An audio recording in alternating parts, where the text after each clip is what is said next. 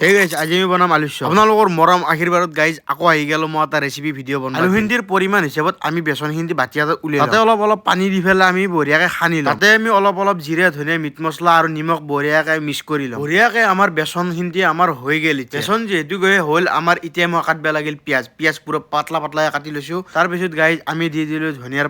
পাত খিনি গাইজ দি দিলি মজা ধনিয়াটো দিলি মানে এক্সট্ৰা সোৱাদ এটা আহি যায় জিৰা ধনিয়া মিট মছলা আমি নিমখ ধুনীয়াকৈ ইয়াতে মিক্স কৰি লওঁ এই জুই